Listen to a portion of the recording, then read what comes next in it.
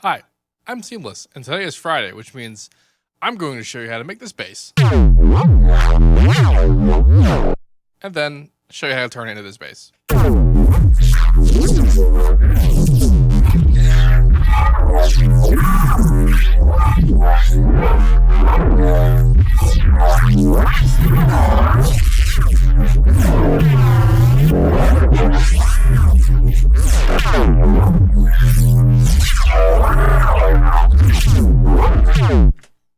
Yeah. So like I said in this week's sound design request tutorial, I'm going to change up how I do these videos in the sense that the first part is they're going to be two-parters because this is technically a sound design tutorial. It's just not a sound design request. And what it is I'm going to do two parts. The first part is going to be straight instructional. I'm just going to show you what I did to do it, what parameters there are, and I'm not going to explain anything. I'm just going to show it to you. And then people who already know what they're doing, that's enough. That's all they need. And then the second part, which should already be up, is basically what I normally do, which is I'm going to go through and explain the how and the why and from what and all that stuff on everything. So let's get right into it. This was inspired actually by this week's sound design request because of how Audeca did their resampling and what they had done and what they focused on, and I decided to focus on that as well, and that's where this came from. So first up is this first pattern here where we have this sound. What I decided to do here was make a bandpass bass. So I have set the filter to classic bandpass. I'm automating the frequency, the width, and I think that's it. Yeah, I have unison engaged on two voices on blurred with this harmonic unison pitch setting.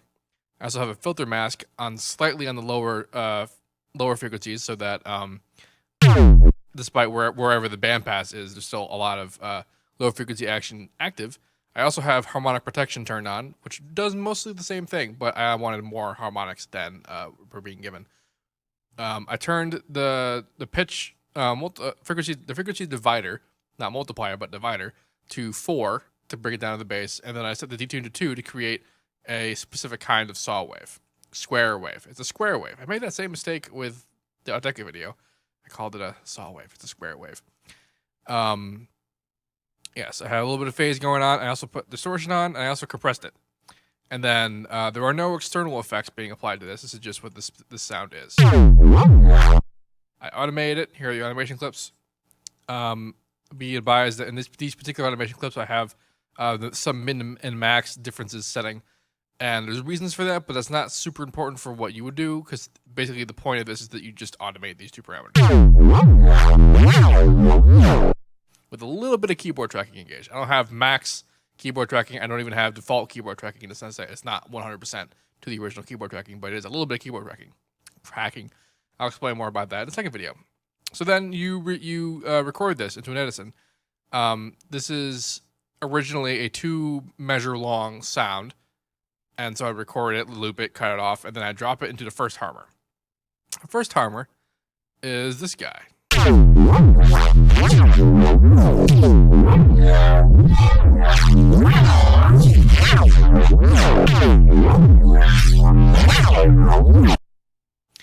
Now, what this does is I'm taking advantage of the phaser inside Harmor.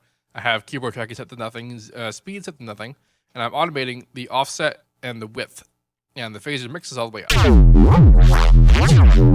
Let's also set the octave type, and the wave shape is custom. And this is the wave shape. I just arrived at that. It wasn't really a reason.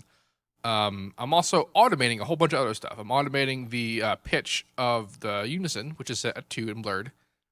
That is here, keeping it at pretty low values. I'm also automating the speed.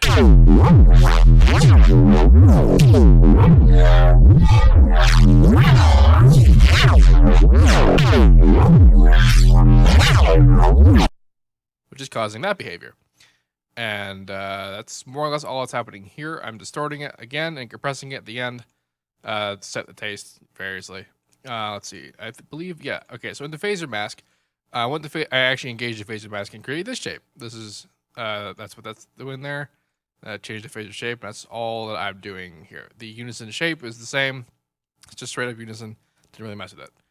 Then I record that into the same medicine, because again, there's no external effects. And then I loaded it up into this Harmor, which makes this sound.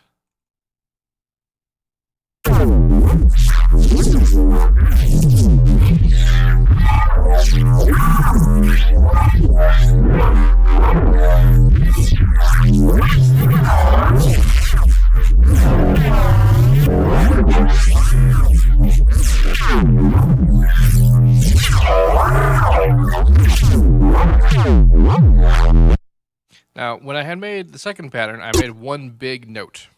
This is a 2-bar note. I'm calling these bars. I might be wrong about that, but I don't care. I just like calling them bars. And so that, 2-bar long. And then this one is 4 bars.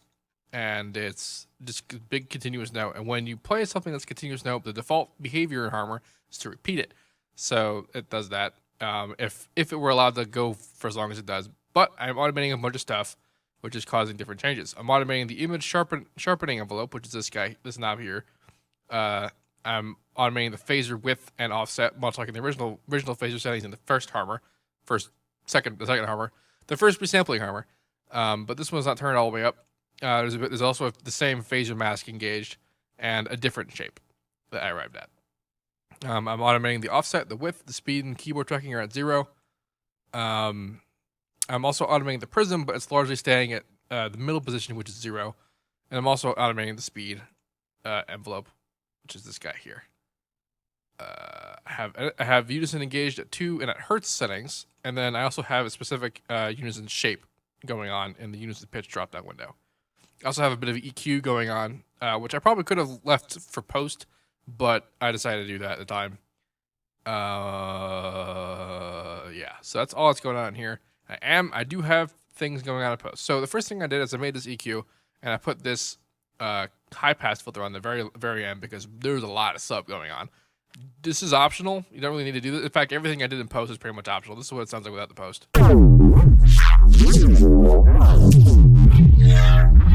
Versus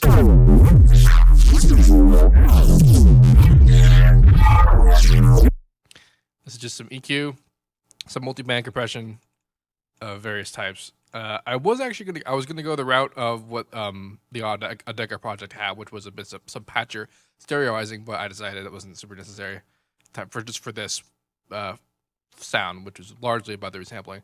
And there's some seriously tiny EQ changes after the rather intense multi-band compression changes. This is, I mean, again, like I said, the post effects are largely optional. So yeah, that's pretty much it. Head on over to part 2 to hear about the how and why about all of this. And there's some interesting stuff about that. So even if you know how to do all that and you just got the FLP and you're good, you should come check this out because it's kind of cool. I will see you there. If you have any questions about this, let me know. And as usual, have a nice day.